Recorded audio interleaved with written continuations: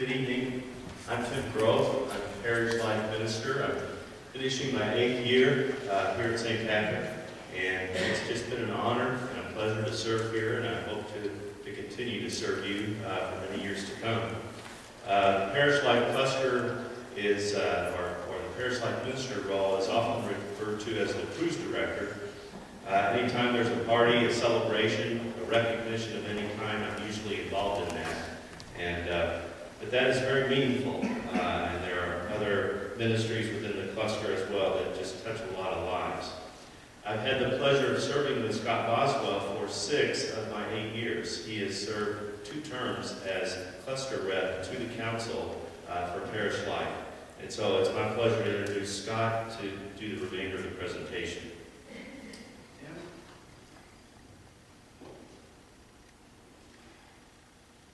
Parish life is the fabric upon which we weave the rich tapestry of our shared experiences at St. Patrick. I could not come up with a suitable quote as an opener, so I made that up last night. We're also the party cluster. We're the fun bunch, so sit back, relax. I've got 4.5 minutes to get through all these slides here and tell you about who we are, what we do, what we've done, and where we're going. There's our mission, to echo Father Hall's words. Those relationships we build are so hugely important to creating the dynamic and vibrant community that we live in. And a lot of it is based on fun and fellowship that we do here at Parish Life. But remember, the common thing that we all have is our faith, and that's kind of what binds us together. We still have fun, but remember why we're here. 850 plus participants last year. We put the pencil to the paper. 45,000 hours were spent involved in the various ministries for Parish Life. There's a snapshot of who we are as a parish right now. I think the thing to take away from this slide is how young we are. Average age of 35. Nearly 4 in 10 of the countable parishioners out there are 18 years or younger. That 1% growth rate is really kind of up and down. We've been relatively flat, but we're looking to grow. So who are we? I'm going to touch on a few of the things because parish life covers young to old, left to right, front to back, so we're going to go through these real quickly. 55 years old, become 11 o'clock. I'm counting down. These folks are having so much fun. The behind-the-scenes folks that set the stage for so many of our events are our hospitality ministry team. The Mom and Me Play Group allows families with young kids to start building those relationships at an early age. The Men's Club has been a pillar of the Parish Life Cluster for many years. A lot of fun and fellowship there also, but they also provide the strong backs and weak minds required sometimes for the heavy lifting that needs to be done. John Coons and his team down there in the kitchen do an outstanding job providing meals that range from our autumn, our harvest brunches to the fish fries, which we're going to start enjoying. The Adult League just finished up volleyball. 14 weeks of intense competition, 36 teams, 200 plus, and about 3,000 beers. That might be conservative. But we also emphasize a lot of things. A very huge number of adults that serve as coaches not only emphasize those Catholic values that we hold so dear, but they serve as role models and mentors. And it's a very vibrant ministry and ongoing. And it touches 90% of the kids that come through St. Patrick. And whenever we get a chance to recognize leaders for a job well done, it's always a treat for us. So here's some highlights from 2010. Upgrades to the concessions kitchen is going to help everybody. If you get out there and take a look at the new floor and the range hood, the big refrigerators, things are going to get better. The nursery space down below has been refurbished. We've got such a young parish, and I know the Sunday masses, it makes it a lot better to have a place to keep those kids entertained. The Tatiana concert over the past Advent season was a very ministry collaboration. And if you talk to anybody from Eastern Europe, you don't realize what a big deal that was, like having Madonna play in your neighborhood. It was huge. The Celtic Athletic Ministry continues to grow under new leadership, new structure. And something that happened this past year, they repurposed 2 of the classrooms to allow for more meeting space. And in just that year, they were scheduled over 350 times. So you figure, 250 work days. I mean, it's a couple of times a day those rooms are being used for various ministries, on top of what happens in the parish conference room and the library. So it just gives you an idea of the huge, fast-paced tempo that we manage here day to day at St. Patrick.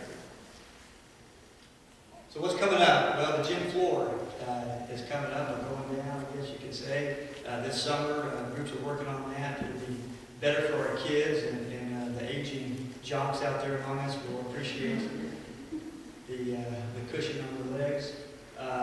We'll get a chance to experience some more linen-based fish fries starting out with prayer at the table, supervised play for the kids, and the Stations of the Cross weekly that Father Martin mentioned in his last Mass. The Celtic Athletic Ministry, like I said, is so important, and some of the focus areas of that are in working with Athletics Council, a project to making prayer cool with the kids, service projects available for the teams and coaches, and then becoming better stewards of the 6 figures that run through that organization every year, and all the equipment and facilities that we're responsible for. And then finally, we realize that communication is so hugely important, and we're in the process of developing a new electronic newsletter. So now, instead of actually having to click a few things to get to the website and look, now it's going to hopefully come to you in your email. So you don't have to do anything. It just comes to you, and you'll have news, events, and hopefully it'll be customizable so you can tailor it to the needs that you're very interested in.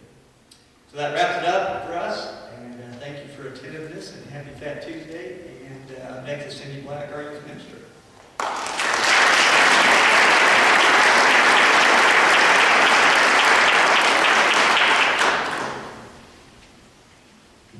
Quite this talk.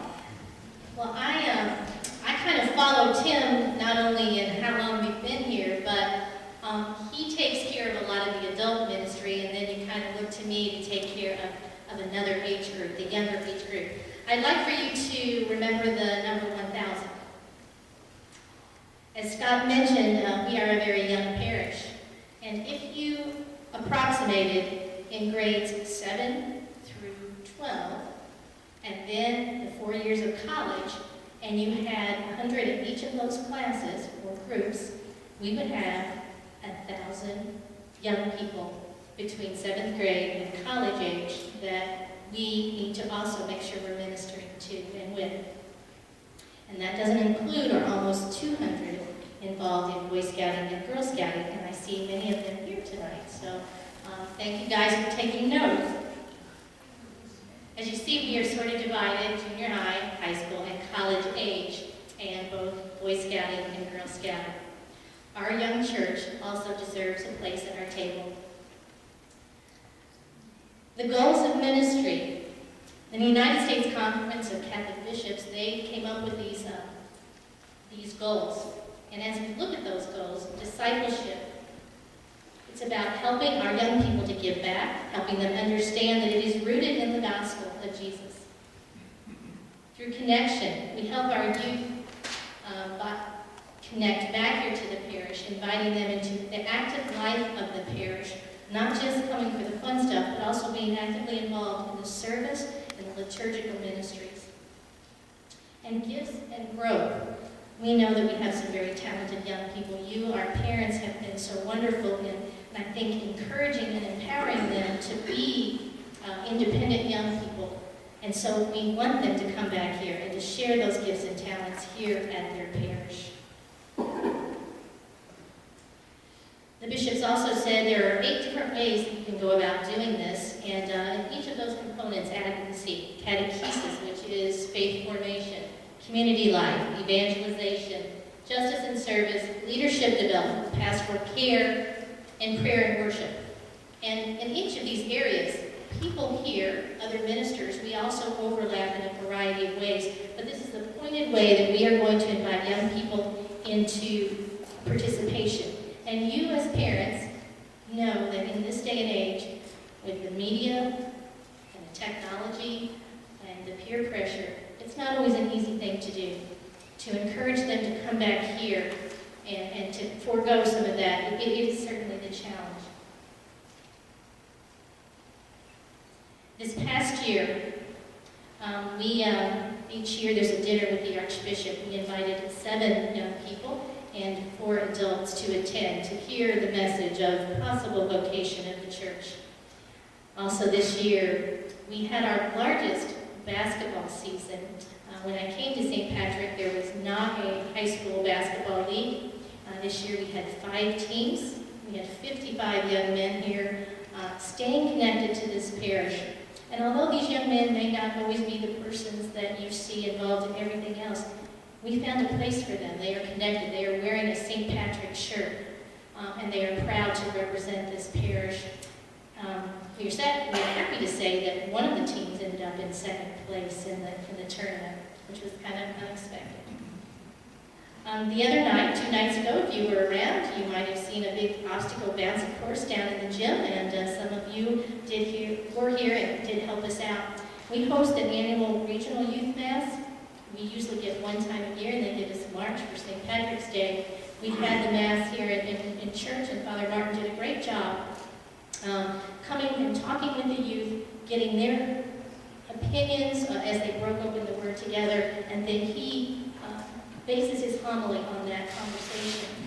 After the Mass, we had all these activities, Wii games, obstacle course, some other games, taco bar, our concessions ministry. And at Mass, we probably had 125, and the after event, we probably had at least 60 of our young people here enjoying. Service opportunities, we added a couple new places this year. We went to Day Spring for the first time. And we also made sandwiches for some underprivileged young people on a Saturday morning. Our college holiday homecoming, so often we build stuff for, in particular, high school students, but then they get into college and they feel a disconnect. And we are trying to keep them connected here in small ways, hopefully larger ways. And this past January, 13 young people came back, and I think that was Father Martin's first meeting with some of our college students. And what a wonderful night it was. But they are asking, help us. We are encountering people at college who are trying to sway us away from this faith. And so we have talked about how we can improve and add some stuff this summer, which is on the next slide. We also did our annual variety show, and our leprechauns were actually a part of us, so thank you, leprechauns. You were quite entertaining. And as always, our Kings Island trip. For this coming year, we are going to reinstitute our YMAS Youth Ministry Activities team, which are high schoolers that we invite at each of the different grade levels to come and actively create what it is we are going to do instead of us doing all the work. The more they are a part of creating it, the more they will participate and get their friends to participate. This year we have a Nazareth Farm mission trip for high schoolers scheduled, and we are trying to bring about a college trip again. Of course, these trips are not cheap, and with the price of gas, it is worrisome to think that we will not be able to make this happen for young people. We know that those spiritual, life-changing experiences happen, and sometimes they happen, you go away, and you come back more on fire. That is our goal, to have those trips happen, though, this year. As I spoke about, our college students, we will have a college Bible study, and we are looking into the resources for this summer. And as part of the Y Catholic, we are trying to also bring about some different high school Bible-type studies or faith-sharing groups. And then in November, the National Catholic Youth Conference will take place. And this year, the diocese is allowing each parish 10 young people to get to go and participate, which is up from past years. So 10 young people in high school to go and experience what life will be like with 20,000 other young Catholics. It is in Indianapolis.